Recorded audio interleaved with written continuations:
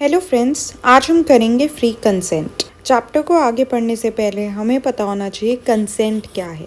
तो सेक्शन 13 जो Indian contract act 1872 का है, वो कहता है दो या दो से ज़्यादा पर्सन्स कंसेंट में हैं ऐसा माना जाएगा अगर वो सेम चीज़ को सेम सेंस में समझेंगे।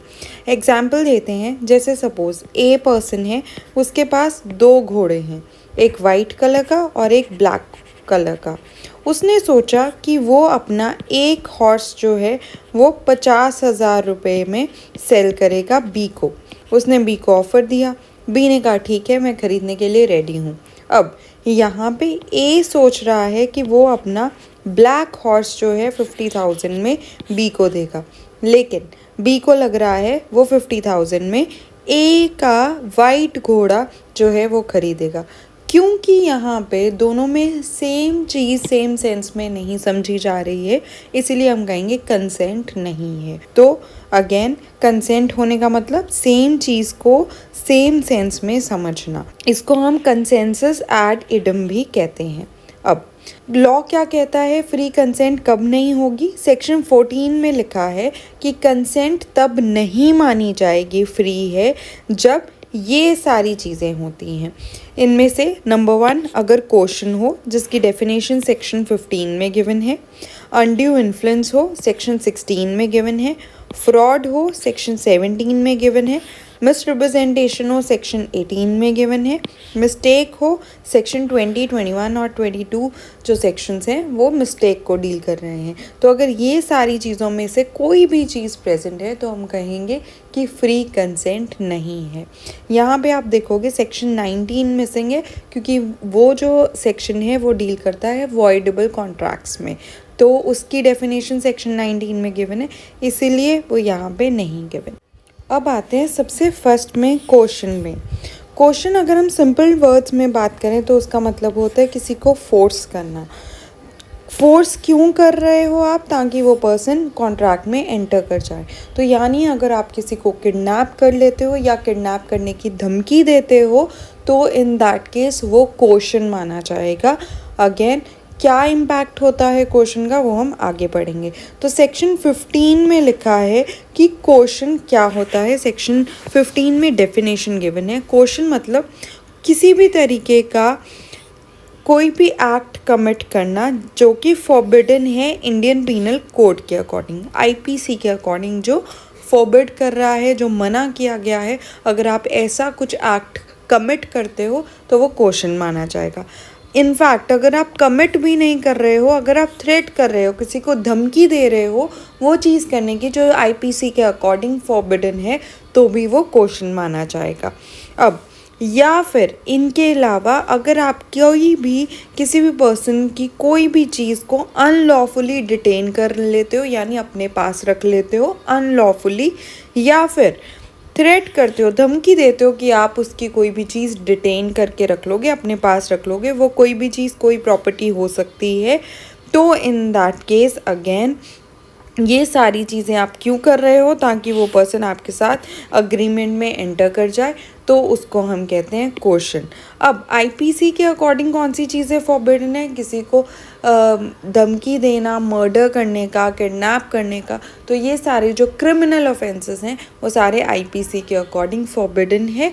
ठीक है, अगर आप वो कमिट करते हो क्राइम या फिर आप उसकी धमकी देते हो तो वो क्वेश्चन माना जाता है।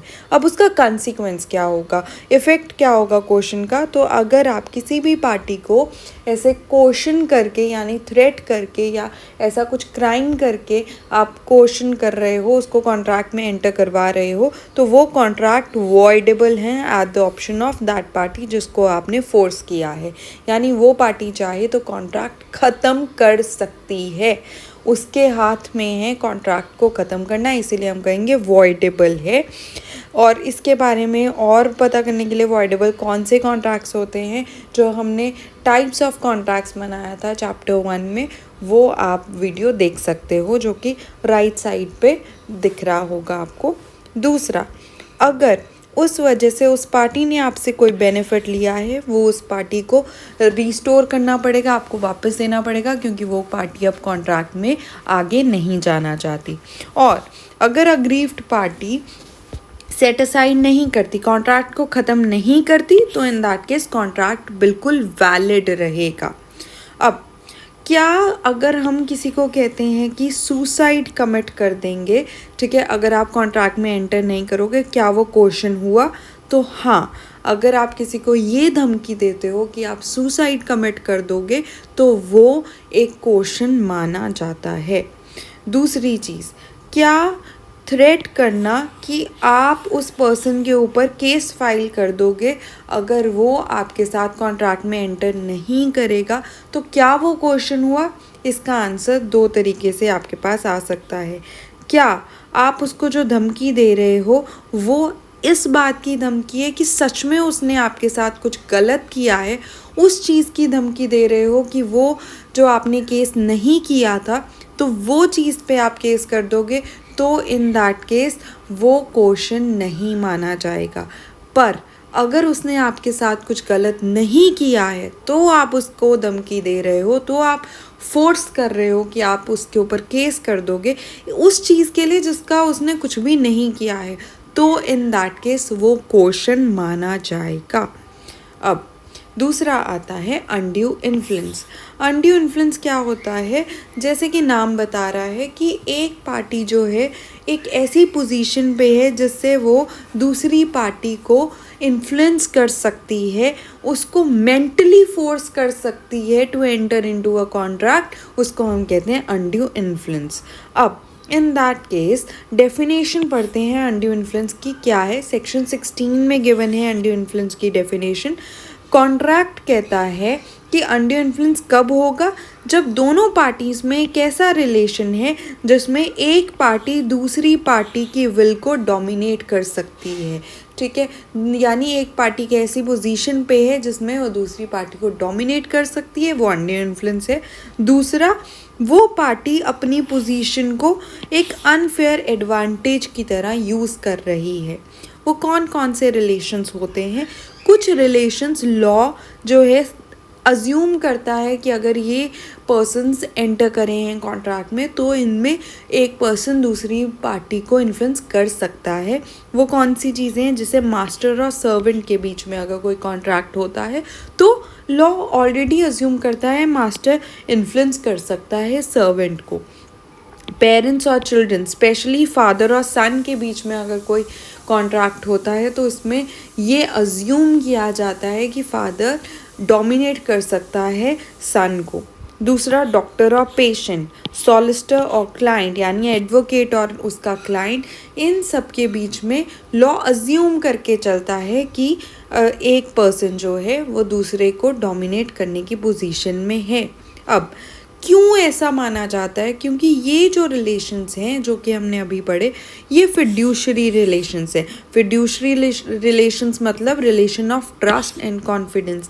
फादर और सन के बीच में, सॉलिसिटर और क्लाइंट के बीच में, डॉक्टर और पेशेंट के बीच में एक ऐसा रिलेशन है जो कि ट्रस्ट और कॉन्फिडेंस का रिलेशन है। इसलिए जब ये लोग आपस में कॉन्ट्रैक्ट करते हैं तो फिर ये माना जाता है कि एक पार्टी दूसरी पार्टी को इन्फ्लुएंस कर सकती है।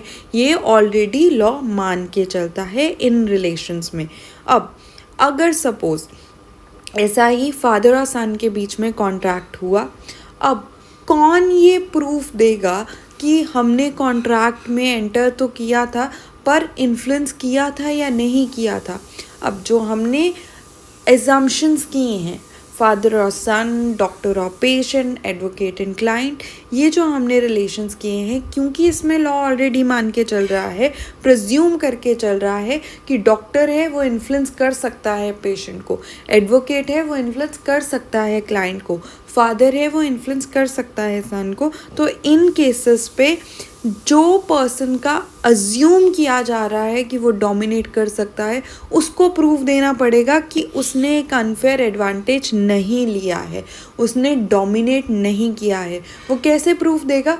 वो ये प्रूफ कर देगा कोर्ट में कि पेशेंट को सारी टर्म्स एंड कंडीशंस बताई गई थी, तो फिर नेचुरली ये प्रूफ हो जाएगा कि उसने डोमिनेट नहीं किया है पेशेंट को to enter into a contract. या फिर डॉक्टर ये प्रूफ कर दे कि उसने वही सेम चीज़ें वैसा ही कॉन्ट्रैक्ट बनाया जैसा कि वो किसी और डॉक्टर के साथ भी अगर कॉन्ट्रैक्ट करता है या किसी थर्ड पार्टी के साथ भी कॉन्ट्रैक्ट करता तो सेम कंडीशंस पे कॉन्ट्रैक्ट करता, तो नेचुरली तो वो शो हो जाएगा कि उसने डोमिनेट नहीं किया है पेशेंट को। तो इस तरीके से यहाँ पे जिन रिलेशंस में हम अज्यूम करके चलते हैं उनको बताना पड़ेगा कि हमने डोमिनेट नहीं किया है, हमने एक अनफेयर एडवांटेज नहीं लिया है दूसरी पार्टी का।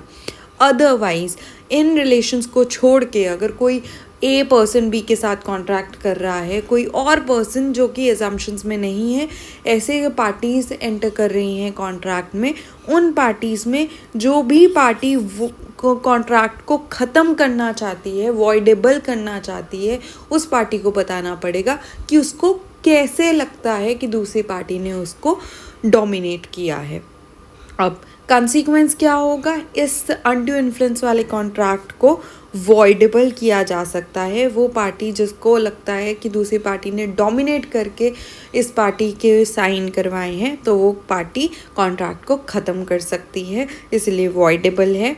अब नेचुरली अगर उस पार्टी ने कुछ बेनिफिट ले लिया है डोमिनेटिंग पार्टी से, तो उसको वो बेनिफिट वापस देना पड़ेगा।